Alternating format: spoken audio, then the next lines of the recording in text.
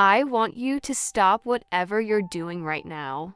Because what I'm about to tell you, I couldn't have written it. Not even in my darkest imagination. Not even in the worst nightmare I ever had. And I have had many. Believe me, my name is Catherine. I am 52 years old. I am the former wife of Richard Calloway. Yes, that Richard Calloway. If you live in this city, you know the name. Calloway and Associates. The glass building downtown with his name engraved in the lobby in letters 2 feet tall. The charity galas. The magazine covers. The man who gave a speech at the mayor's inauguration and made half the room cry. That man. My husband. The father of my 3 children. And the man who got my 24-year-old niece pregnant while I was sitting at home planning our anniversary dinner. Stay with me, because this story doesn't end where you think it does. I need you to understand what we were before the wreckage. Richard and I met when I was 26. I was working as a junior architect at a firm downtown. He walked in for a meeting, looked across the conference table, and said in front of everyone, "I don't know who you are, but I'd like to." It was arrogant. It was ridiculous. I rolled my eyes. I married him 14 months later. We built everything together. Not him. Not me. Us. When Calloway and Associates was nothing but a name and a dream and a rented office with second-hand furniture. I was there. I drafted the early proposals. I stayed up until 2 in the morning helping him prepare presentations. I managed our household with 3 children under the age of 7 so that he could work the 70-hour weeks that made the company what it became. We had a beautiful home. We had friends who admired us. We had a life that looked, from every angle, like the kind of life people spend their whole lives trying to build. And I loved him. God help me.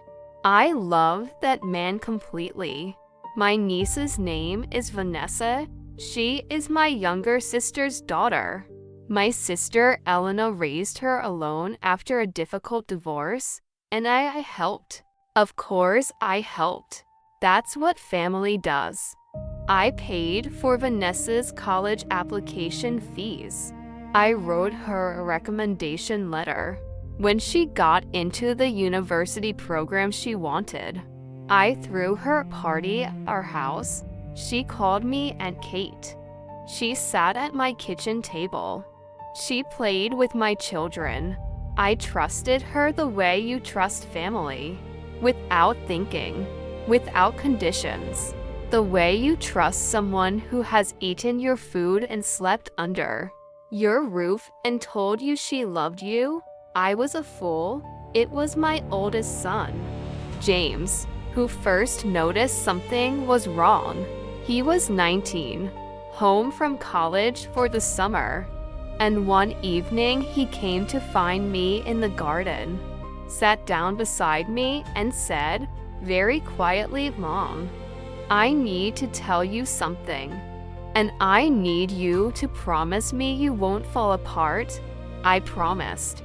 He told me he had seen his father's car parked outside an apartment building he didn't recognize 3 times, always in the evening, always when Richard had said he was working late.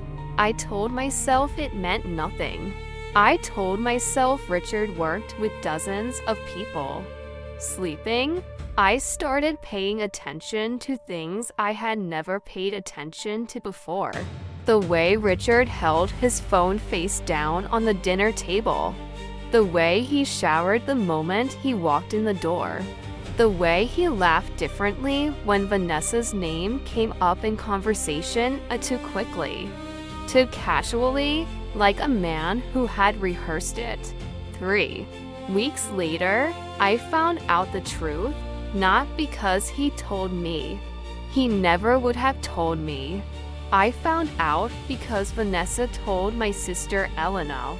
And Elena, God bless her, because she is a better woman than most, called me immediately, voice shaking, and said the words that split my life in two. Kate, Vanessa is pregnant. And she says it's Richard's. I remember sitting down on the kitchen floor, not a chair, the floor, my back against the cabinet, my phone in my hand. The sound of my own breathing, like something foreign, like it belonged to someone else. 26 years, 3 children. Everything.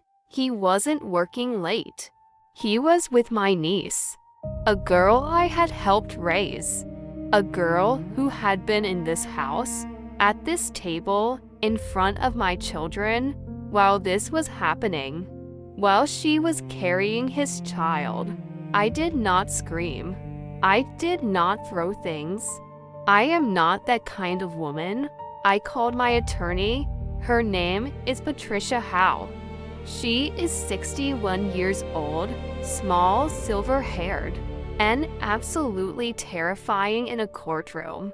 She has handled high net worth divorces for 30 years, and she has, as she told me once over coffee, seen every variety of human stupidity a marriage can produce.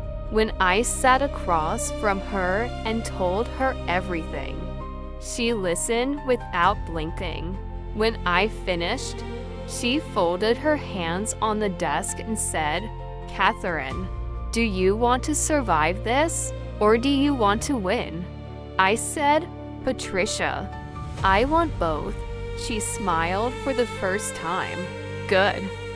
Then let's begin." What Richard did not know, what he had perhaps forgotten, in his arrogance, was that I had been the one managing the financial architecture of our life for 26 years. I knew where every account was. I knew the structure of his company because I had helped design it. I knew which assets were marital and which were not. I knew things about Callaway and Associates that even his own CFO didn't know. Because in the early years, before there was a CFO, there was only me, Patricia, and I spent 6 weeks building a case. So airtight it didn't have a single seam during those 6 weeks. Richard noticed nothing. He came home to dinners I cooked. He kissed me on the cheek. He said "love you" at night the way people say "bless you" when someone sneezes automatically. Without meaning, without even hearing themselves, I said it back. I had to. Because Patricia told me, not yet, not yet. The morning I filed, I made him breakfast, eggs, toast, the coffee he liked, dark, no sugar. I set it on the table. I watched him eat. And then I slid the envelope across the table and said, very calmly, "Richard, I think you should read that." He opened it. He went very still. And then he looked up at me with an expression I had never seen on his face before, and I had seen every face Richard Callaway was capable of making. It was the face of a man who had just understood, for the first time, that he had made a catastrophic miscalculation. "Kate, don't." I picked up my coffee. "Just don't." The divorce was not quiet. How could it be? He was Richard Callaway. His name was on a building. People had opinions. The city had opinions. His attorneys were aggressive, well-funded, and very confident. They argued that my contributions to the marriage were domestic in nature and therefore limited in legal weight. They argued that Callaway and Associates was built by Richard's vision and Richard's work. Patricia destroyed them. She brought in financial records showing my direct contributions to the company in its founding years. She brought in communications, emails, documents, drafts in my handwriting approving that I had been an active architect of the business, not merely a supportive spouse. She argued, successfully, that I was entitled to an equitable share of assets built. During our marriage, the settlement was significant. The house, a substantial portion of the marital assets, full primary custody of our youngest, who was still at home, child and spousal support that made Richard's attorneys visibly wince when the numbers were read aloud.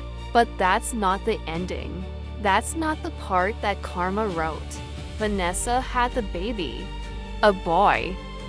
Richard was there for the birth. He posted a photo. He actually posted a photo looking proud, looking like a man who had simply started a new chapter, as though the previous chapter hadn't contained 26 years and 3 children and a woman who had given him everything she had. He moved into a new apartment. He bought Vanessa things. He was, by all accounts, playing the role of devoted partner for 8 months, and then Vanessa left him.